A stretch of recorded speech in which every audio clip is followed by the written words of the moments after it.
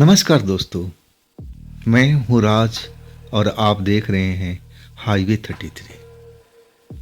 सबसे पहले आप सभी को हैप्पी न्यू ईयर, नववर्ष की आपको बहुत बहुत शुभकामनाएं। चलें फिर आज की कहानी की ओर। दोस्तों, ये जो कहानी है ना, योगेश जी ने भेजी है। योगेश जी बनारस के उत्तर प्रदेश में जो है, अब वहीं के आसपास के रहने वाले। ये बताते हैं ना कि ये घटना मेरे साथ में जो घटी थी ना, साल था 2005। तो चलिए योगेश जी की ही पॉइंट ऑफ व्यू से।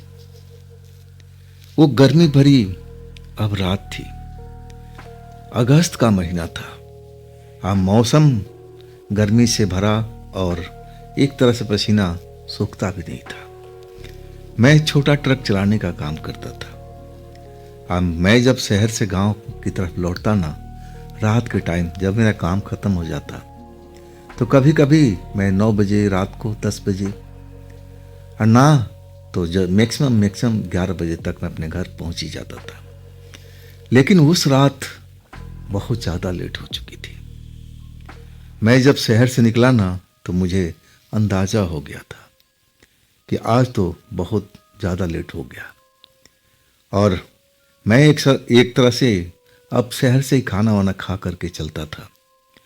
अब घर में सबको पता था कि मैं रात को खाना बाहर ही खाता हूँ, और सुबह मैं ज़रूर अपने घर से नाश्ता करके और लंच लेकर निकलता था। लेकिन रात के खाना अक्सर मैं ढाबा, होटल, जहाँ मुझे अब मौका मिलता था, खा लिया करता था। भूख तो लगी हुई थी, आज बहुत लेट हो चुका था। जब मैं जिस ढाबा पर अक्सर अपना ट्रक रोकता था, वहाँ पर गया ना, तो उस ढाबे का अब एक तरह से साफ सफाई का काम चल रहा था। मैं तो हैरान हो गया कि आज भोजन नहीं मिलेगा क्या। जब मैं पहुंचा तो ढाबे वाले ने मुस्कुरा कर मेरा स्वागत किया, हर रोज की तरह।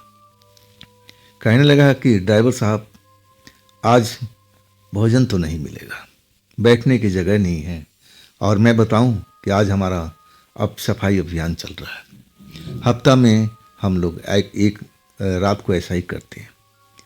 मैं कहने लगा, भाई मैं तो आपके भरोसे ही निकला था कि रात को आप ही के होटल से मैं खाना खाता हूँ, तो आज मैं कहाँ जाऊँ।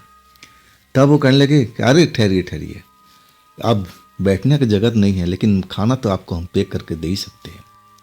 और इसके बाद उन्होंने फटाफट मेरे मनपसंद का खाना पैक करके दे दिया, और मैं भी अब अपने थैले में खाना रखा और चल पड़ा अब अपने गांव की ओर।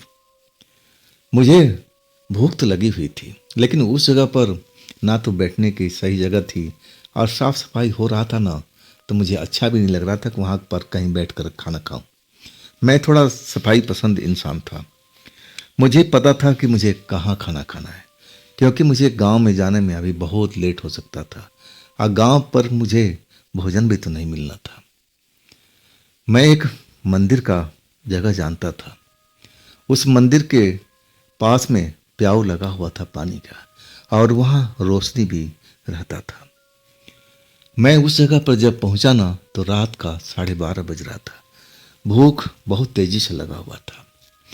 जब मैं अपना वहाँ ट्रक रोका ना, तो सबसे पहले अपना थैला ले करके, और जहाँ पानी का प्याऊ लगा हुआ था, और उसी से थोड़ा सा सटा हुआ एक पेड़ था, और पेड़ के नीचे अब चबूतरा बना हुआ था।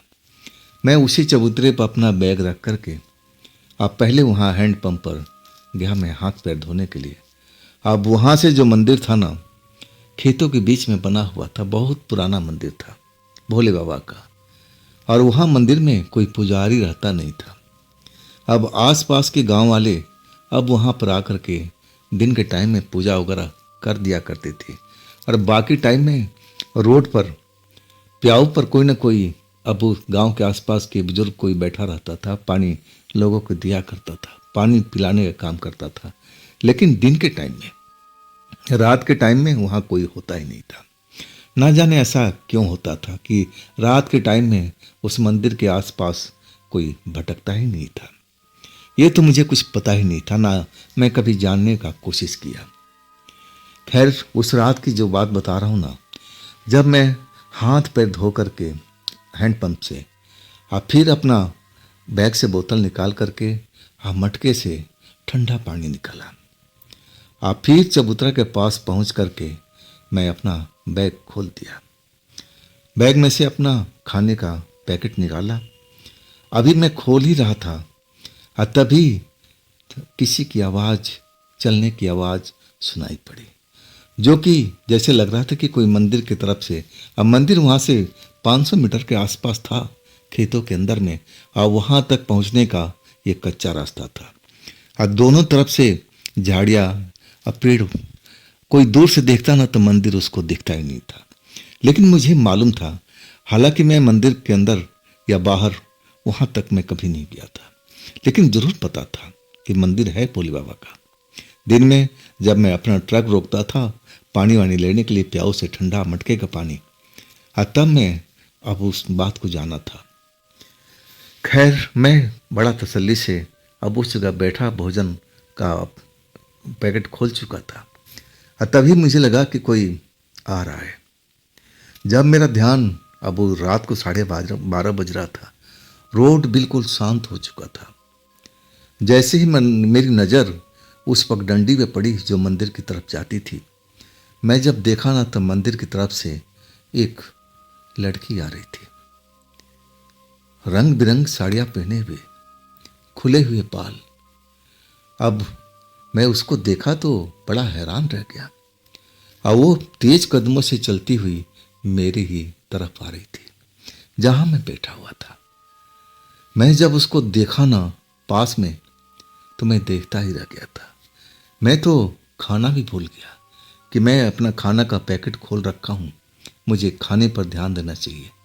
लेकिन मैं खाना वाना भूल करके अब उसकी तरफ देखे जा रहा था, और वो एक तरह से जहाँ पर पानी का मटका रखा हुआ था, अब वहाँ पर आकर के मटका जो ढका हुआ था उसको खोल खोल करके देख रही थी।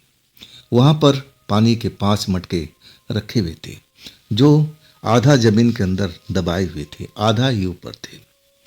जब उस लड़की को मैं ऐसा करते देखा तो मन में थोड़ा संदेह पैदा हुआ कि ये लड़की इन मटकों को खोल खोल कर क्यों देख रही है। उसी मटके से तो मैं भी पानी लेकर आया हूँ। ये है कौन जो इस रात को मंदिर साइड से आती हुई दिखाई दी? जहाँ तक मैंने सुना था कि रात के टाइम उस मंदिर के आसपास कोई जाता नहीं है, कोई न कोई जरूर विशेष बात होगी, और तभी तो लोग रात के टाइम वहाँ पर कोई रुकता नहीं, ना कोई पुजारी ना कोई अन्य भक्त। बड़ा हैरानी हुई इसको देख करके कि मटके के अंदर क्यों झांक रही है। आखिरकार मुझे रहा नहीं गया। अब मैंने आवाज़ दे दिया कि सुनिए सुनिए, मैं आप ही से बात कर रहा हूँ। जब वो मुझे तरफ देखना शुरू किया तो वो लड़की जो खाली मटकों को देख रही थी ना, अब मेरी तरफ आने लगी। जब पास आई ना तो मुझे लगा कि उसके शरीर से जैसे खुशबू फूट रहा हो। बड़ा ही अजीब किस्म का वो खुशबू था, जो लग रहा था कि मेरे मन को मोह रहा है। ऐसा खुशबू मैंने आज तक कभी महसूस नहीं किया था। परफ्यूम भी होता ना तो मुझे ऐसा पहली बार अनुभव हो रहा था। ये जरूर कोई खास परफ्यूम होगा। जब वो पास आई ना, और जब बड़ी बड़ी आंखों से मुझे देखने लगी और उसके चेहरे पर मुस्कुराहट दिखाई दे रही थी। अब मैं उसकी तरफ देख रहा हूँ, वो मुझे देख रही है। अब मैं तो बोलना ही भूल गया था। इतनी सुंदर औरत थी, रंग बिरंगी साड़ी पहने हुए, और गजब ही लग रही थी। उम्र ज़्यादा नहीं होगा, मैं उस टाइम अंदाज़ा यही लगाया था कि 22-23 साल की इस उम्र होगी। और कहीं से भी कोई ऐसा पहचान नहीं लग रहा था कि वो शादीशुदा हो। ना तो मांग में सिंदूर, ना कोई ऐसा पहचान जिसे साबित हो सके कि वो शादीशुदा है। मैं तो एक नज़र में देख करके अवाक रह गया था। उसकी सुंदरता और वो सुंदर सुगंध जो उसके शरीर से फूट रही थी। और तब मुझसे वो बोलने लगी, क्या भोजन कर रहे हैं आप इस वक्त में? तब मेरा भ्रम टूटा, और तब मैं लड़खड़ाती हुई जुबान से कहने लगा, जी जी भोजन ही कर रहा हूँ, आप ही आ जाइए अगर आपको भोजन करना है। ऐसा ही मैं था, मैं लोगों से पूछता रहता था। मैं बस शिष्टाचार के नाते से पूछा साहब। वो लड़की देर नहीं की, मेरे बगल में आकर के थोड़ी दूरी पर, अब हमारे बीच में एक बैग था और बैग के दूसरी तरफ वो लड़की बैठ गई थी। कहने लगी, हाँ हाँ क्यों नहीं, मुझे भी भूख लगी है और आइए हम दोनों मिलकर भोजन करते हैं।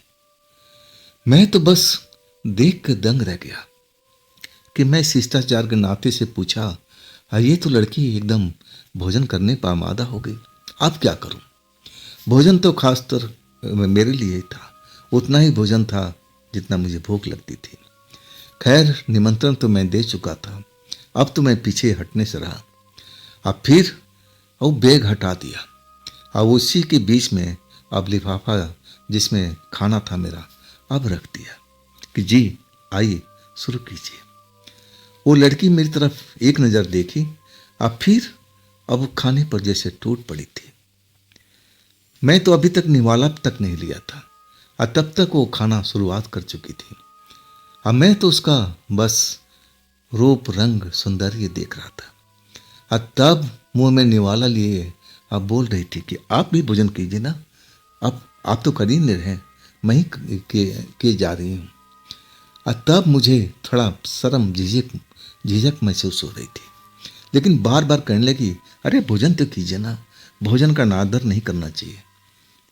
और तब मुझे लगा कि लड़की सही बोल रही है, लेकिन एक साथ इतनी सुंदर लड़की के साथ भोजन करना मुझे बड़ा अजीब लग रहा था। और लड़की तो जरा भी नहीं शर्मा रही थी। आखिरकार अब उसके टोकने के बाद मैं थोड़ा भोजन का शुरुआत कर दिया था। इसके बाद बातचीत का दौर भी शुरू हो गया था। वो लड़की कहने लगी कि क्या आप ऐसे ही रात को इधर से निकलते हो क्या, हर रोज? तब मैंने बोला हाँ, लेकिन इस टाइम पर नहीं, इससे मैं पहले ही निकलता हूँ। कौन से गांव के रहने वाले हो? अब मेरे बारे में सब कुछ इंक्वायरी करने लगी थी। मेरे घर में कौन कौन है, क्या मेरी शादी हुई कि नहीं हुई है, कितना मैं कमा लेता हूँ और आगे भविष्य में क्या मैं करने वाला हूँ, सब कुछ मेरे विषय में पता कर रही थी।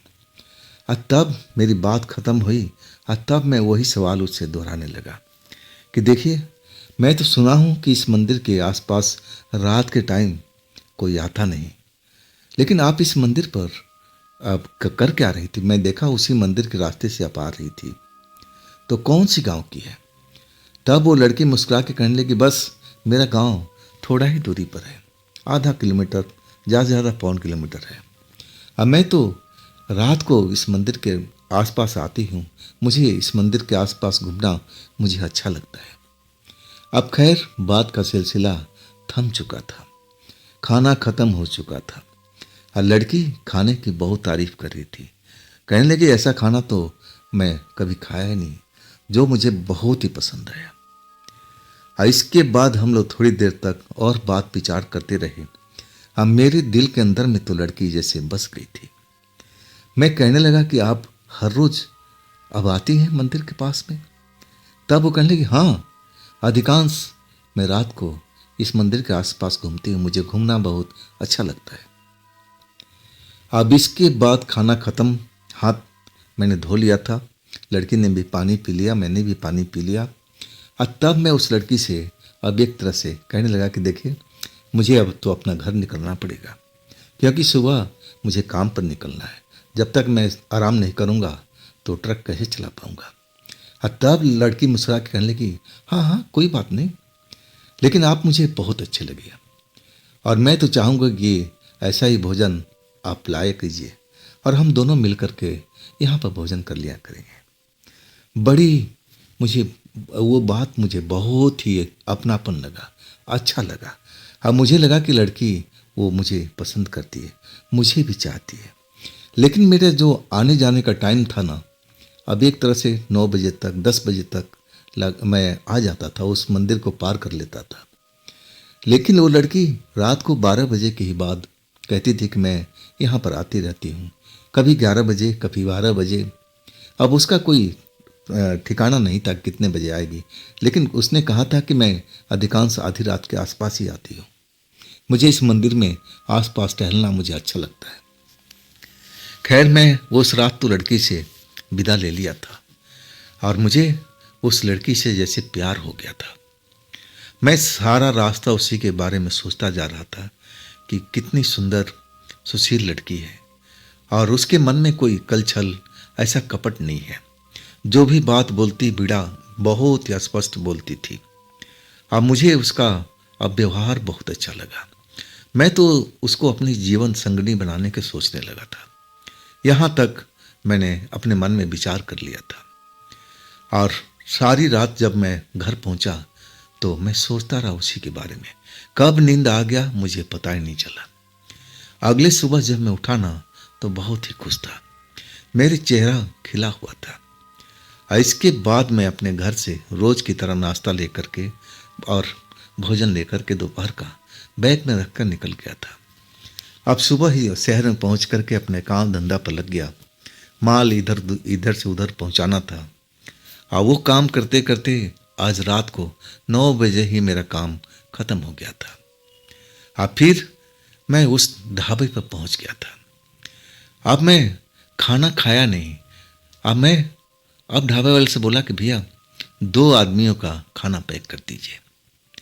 वो ढाबा वाला मेरी तरफ चौंक के देखने लगा, कहने लगा भैया आप तो कल नाराज हो रहे थे कि मुझे खाना खाने को यहाँ जगह नहीं मिली और आज आप 2 लोगों का खाना लेके जा रहे हैं, क्या भोजन नहीं करेंगे क्या आज? मैं कहने लगा नहीं भाई, मैं भोजन नहीं करूँगा, मेरा खाना पैक कर दीजिए और वही चीज़ पैक कर दीजिएगा जो कल आपने बनाया था, जो मुझे दिया था। आखिरकार ढाबे वाले से क्या मतलब, अब अपना खाना पैक करके मुझे दे दिया था। मैं खाना अपने बैग में संभाल करके चल पड़ा था। अब मैं उस जगह पर धीरे धीरे चलता हुआ रात को 11 बजे पहुंच गया था। जब मैं वहां पहुंचा, हाथ पैर धो करके नलके पर, चापाकल पर और फिर उसी पेड़ के नीचे जो चबूतरा बना हुआ था और वहाँ पर आकर के बैठ गया था। लेकिन उस लड़की का मुझे अभी तक कोई संकेत नहीं मिला कि कहाँ पर है। मैं भोजन का पैकेट अब बाहर निकाल लिया था, लेकिन खोला नहीं था कि लड़की आ जाएगी तब हम दोनों मिलकर के भोजन करेंगे, जैसा उसने कहा था। अब 11 से 11:15, 11:30 लड़की का आता पता नहीं था।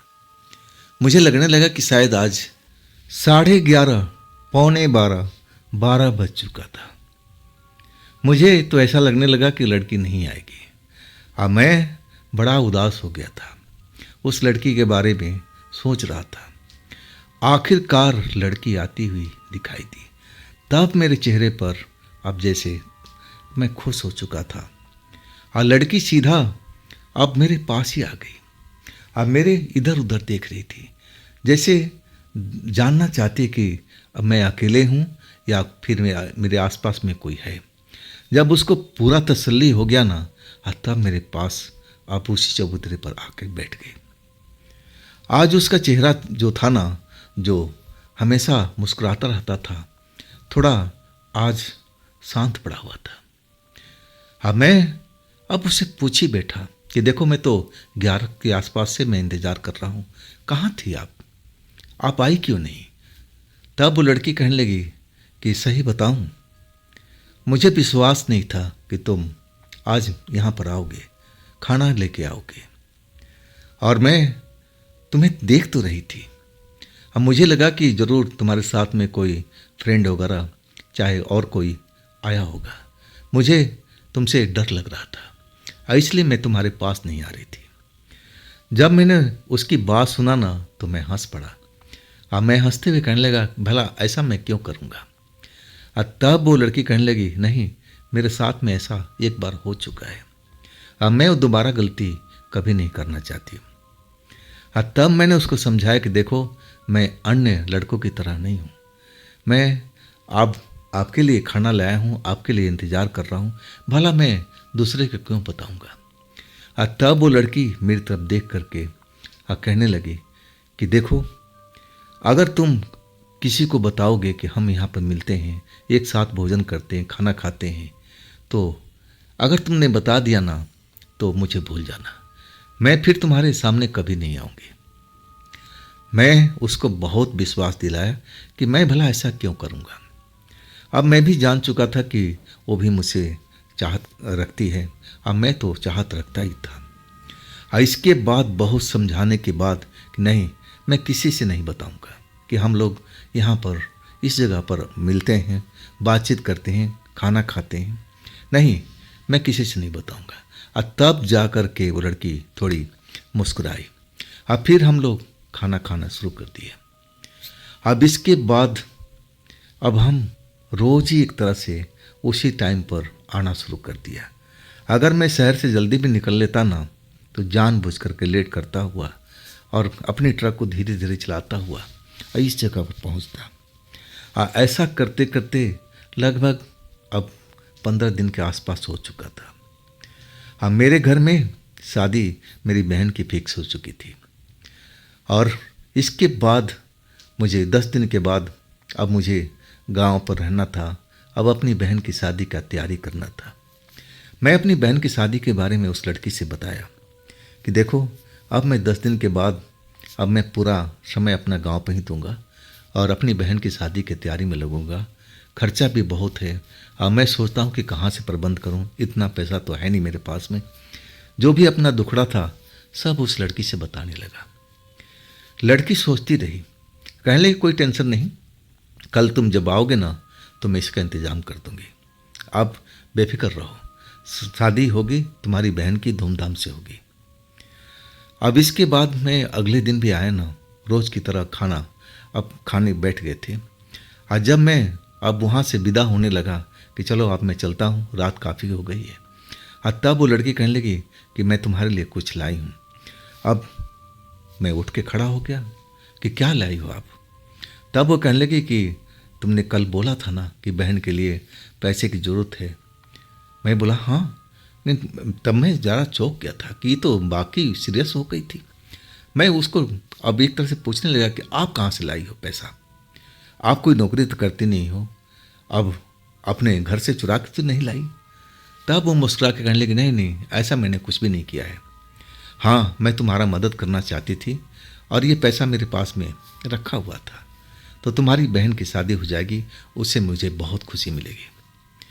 आखिरकार एक पेड़ के पास में गई, मुझे भी साथ में लेकर के। वहाँ पर एक थैला रखा हुआ था, पुराना सा थैला, और थैले को वो अब कहने लगी इसको उठाओ योगेश और अपनी बहन की शादी धूमधाम से करो। तो कब से नहीं आओगी?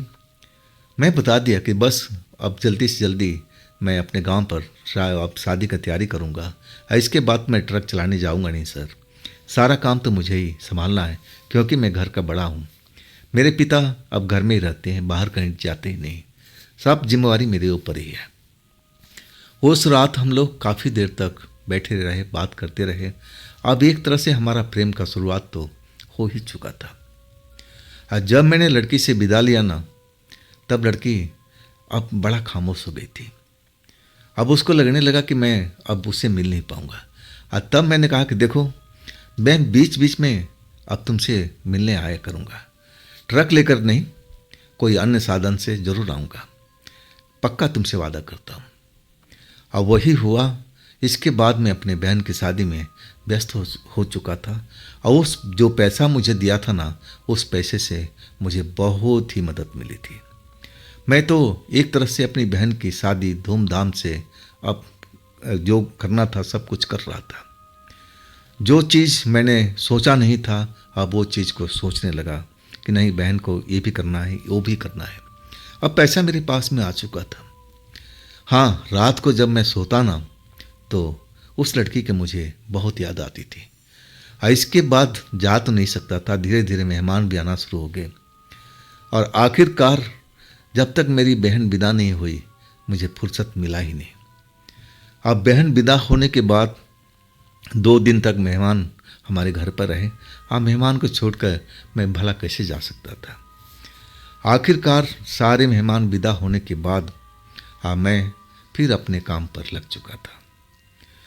जब मैं उस रात को जब वापस लौटा भोजन लेकर के उसी ढाबे से पैक करा करके, और मैं जब उस चबूतरे के पास पहुंचा, अब मैं इंतजार करता रह गया।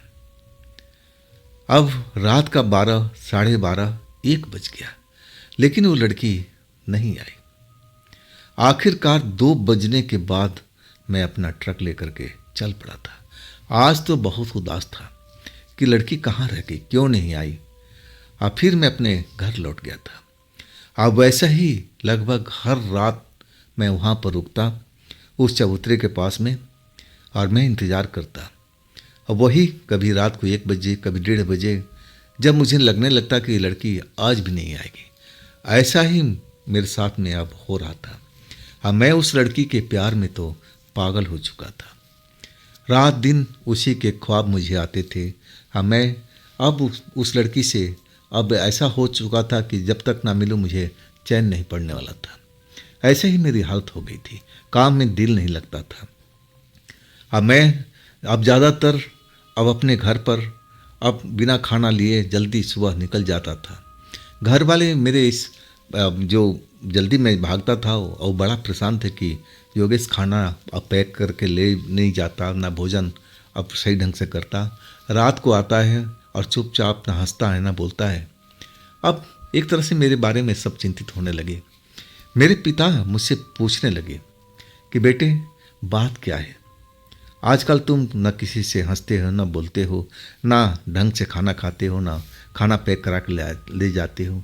बात क्या है बेटा, क्या परेशानी है, बताओ मुझे नहीं बताओगे तो किसे बताओगे। मैं बताना नहीं चाहता था, लेकिन जब पिता जिद पर जिद करने लगे तब मुझसे रहा ही नहीं गया। मुझे तो कभी ना कभी बताना था कि मैं उस लड़की से प्यार करता हूँ और शादी करना चाहता हूँ, लेकिन वो लड़की मिल नहीं रही है।